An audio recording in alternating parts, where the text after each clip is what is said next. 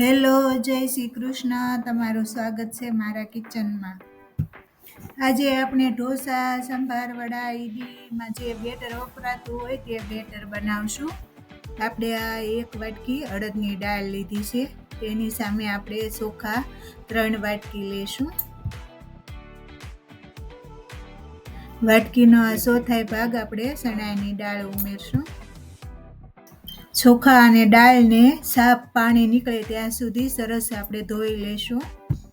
આ રીતે પરફેક્ટ માપ અને પરફેક્ટ ટ્રીક સાથે તમે બેટર બનાવશો તો તમારા ઢોસા એકદમ ક્રિસ્પી, ઈડલી એકદમ સોફ્ટ અને સંભાર વડા ઉપરથી એકદમ ક્રિસ્પી એવા સરસ બનશે.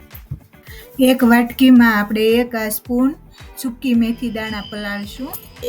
હવે આપણે ઢાંકી અને 4 થી 5 કલાક માટે આપણે પલળવા રહેવા દેશું. હવે 4 થી 5 કલાક થઈ ગઈ છે. ચોખા અને દાળ મેથી દાણા પલળી ગયા છે. હવે તેને મિક્સર જારમાં ઉમેરી અને તેમાં ખાટી છાશ ખાટું દહીં ઉમેરી અને ક્રશ કરશું. તે પાણી નથી ઉમેરવાનું. પાણીની જગ્યાએ આપણે છાશ કે દહીં ઉમેરી અને બેટર બનાવશું.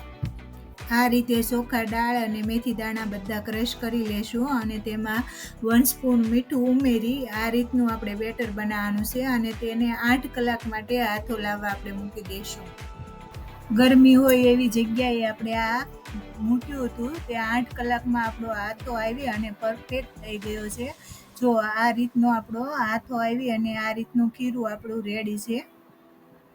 હાથો આવ્યા પછી 1 ટીસ્પૂન આપણે તેમાં મીઠું ઉમેરશું અને આ બેટર આપણે પહેલાં થીક રાખ્યું હતું. હવે આપણે ઢોસા બનાવવાના હોય તો તેને પતલું કરવું પડે. તો તેમાં પાણી ઉમેરી અને તમારો પરફેક્ટ પતલો અને ક્રિસ્પી પેપર ઉતરે તેવું આપણે બેટર બનાવી લેવાનું. અને ઈડલી બનાવવી હોય તો થોડું આથી ઢોસાથી જાડું અને આ બેટર છે એથી પતલું બનાવવાનું તો પરફેક્ટ બને. અને સંભાર વડા માટે આ બેટર રેડી છે. એટલે 3માં વપરાય તેવું આપણે આ બેટર બનાવ્યું છે.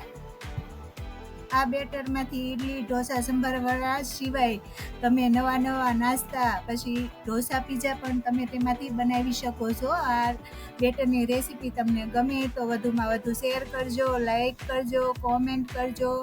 Bye bye.